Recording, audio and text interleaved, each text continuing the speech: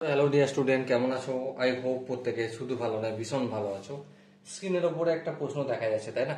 প্রশ্নটা কি বলা হয়েছে দেখো। প্রশ্নে আমাদের বলা আছে sec অফ 8a minus 1 আপন sec of 4a minus 1 equal to tan of 8a divided by tan of 2a।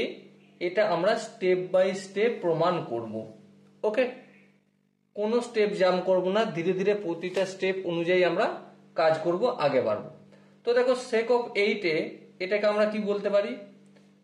এটাকে আমরা বলতে পারি 1 বাই cos অফ 8a। ওকে, তারপর -1।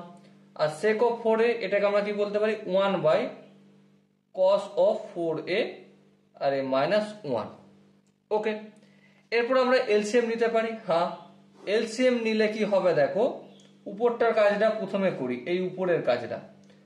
cos অফ 8 যেমন থাকার থাকলো, হ্যাঁ, আর এখানে 1 মাইনাস cos অফ 8a হবে, হ্যাঁ, আর নিচেটাও সেম হয়ে যাবে, cos অফ 4a যেমন থাকার থাকলো 1 মাইনাস cos অফ 4a হবে। ওকে, হ্যাঁ, ওকে। এখানটা যদি বোঝা যায় তো তোমরা একটু ধ্যান দিয়ে লক্ষ্য যদি করো, কি দেখতে পাবে?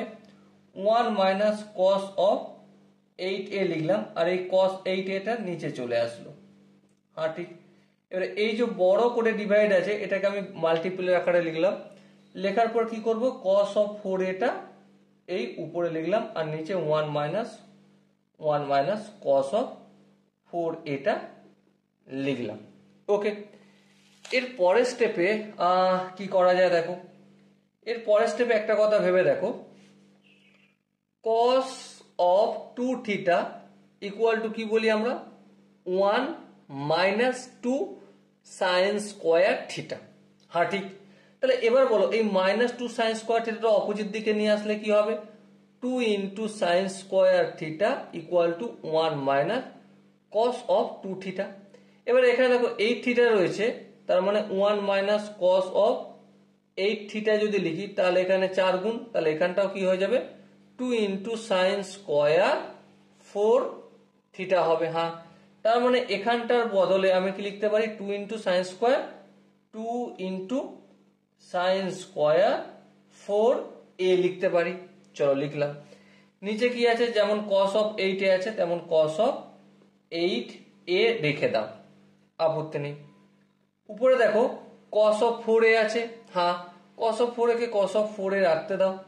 চলো, আর নিচে দেখো 1 বাই cos অফ 4a। একইভাবে আমি এখানটা 2 থিটার জায়গায় 8 থিটা করেছিলাম, যদি 1 মাইনাস cos অফ 4 থিটা করি তাহলে এখানে 2 ইন্টু সাইন স্কোয়ার 2 থিটা হবে, তাহলে এখানে 2 ইন্টু সাইন স্কোয়ার 2a হবে, থিটা নয় a এখানে।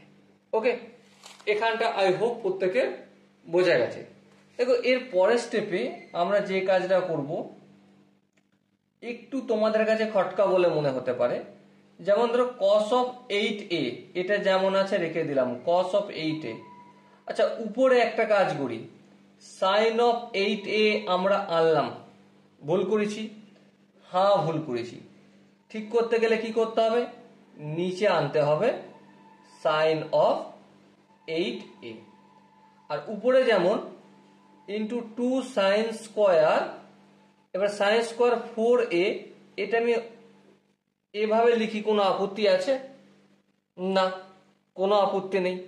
কেন লিখলাম একটু পরে বলবো, এখন না, জাস্ট একটু ওয়েট করো।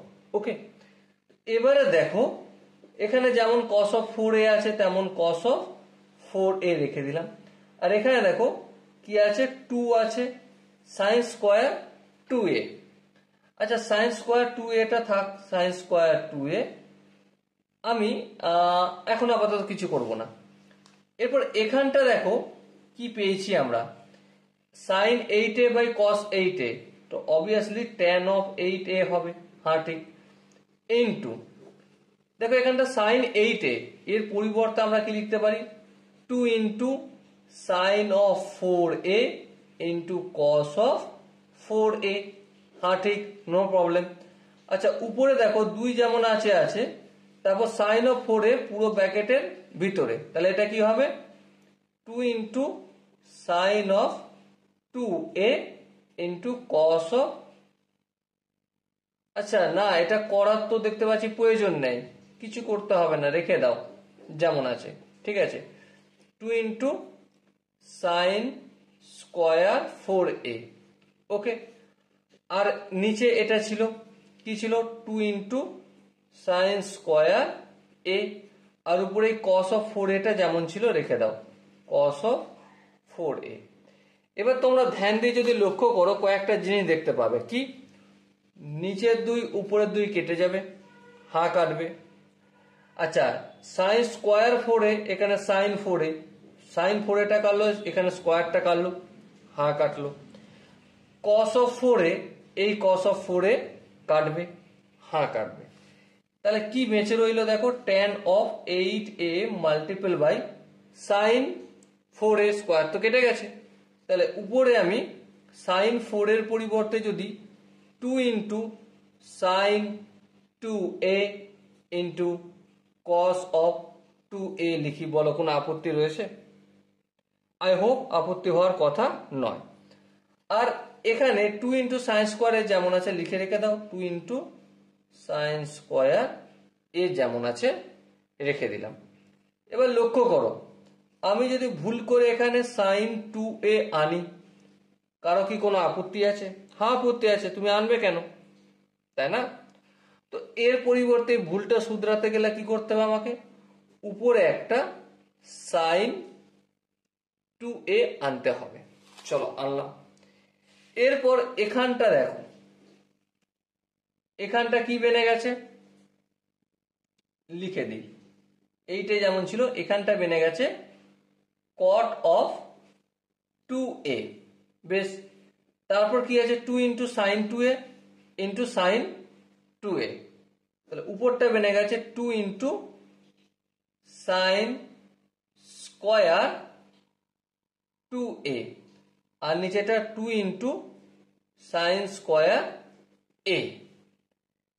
এই দুই কাটলো, বেশ কাটলো, কিন্তু এখানটা কি করে আসছে একটু ভালো করে লক্ষ্য দিতে হবে। এখানটা দেখো 2 ইন্টু সাইন স্কোয়ার 2a, আর এখানটা আমি কি করে দিয়েছি ফটাক করে a করেছি, এখানটা গোলমাল করেছিলাম, এখানটা 2a আনতে হবে, এখানটা তাহলে 2a হবে, আর এখানটা 2a হবে, আর এটা কেটে যাবে, ওকে। সো এবার কি পাচ্ছি আমি, tan of 8a into cot of 2a না বলে এটাকে 1 বাই tan অফ 2a বলতে পারি, হ্যাঁ। তার মানে আলটিমেট আনসার কি হলো, tan অফ 8a আপন tan অফ 2a, আর এটাই রয়েছে আমাদের রাইট হ্যান্ড সাইডে প্রমাণ করার বিষয়, ওকে। এবার দেখো এখানটায় 2 ইন্টু সাইন স্কোয়ার 2a হয়েছিল, কোনখান থেকে হয়েছিল দেখো 1 minus cos of 4a, 1 minus cos of 4a equal to কি 2 ইন্টু সাইন স্কোয়ার 2θ বলেছিলাম, তাহলে এখানে তো 2টা হবে, হ্যাঁ। তাহলে এই সেম জিনিসটা এখানে আমি শুধু ডাইরেক্টলি a করেছিলাম, 2a ভুল করেছিলাম, না করার জন্য আনসারটা আসছিল না, তো করলি ফটাক করে আনসারটা চলে আসলো, okay. So dear student, I hope তোমরা প্রত্যেকে এই কোশ্চেনের যে ফর্মুলার ম্যানিপুলেশন করতে হয় সেটা আমি এখানে দেখানোর চেষ্টা করেছি। আই হোপ তোমরা বুঝতে পেরেছো। যদি কোনো জায়গায় বুঝতে অসুবিধা থাকে, কনফিউশন থাকে, কি করতে হবে, কমেন্ট সেকশন আছে, কমেন্ট অবশ্যই জানাতে হবে। দেখা হচ্ছে নেক্সট ভিডিওতে, ততক্ষণ পর্যন্ত ভালো থেকো, সুস্থ থেকো এবং জয় হিন্দ।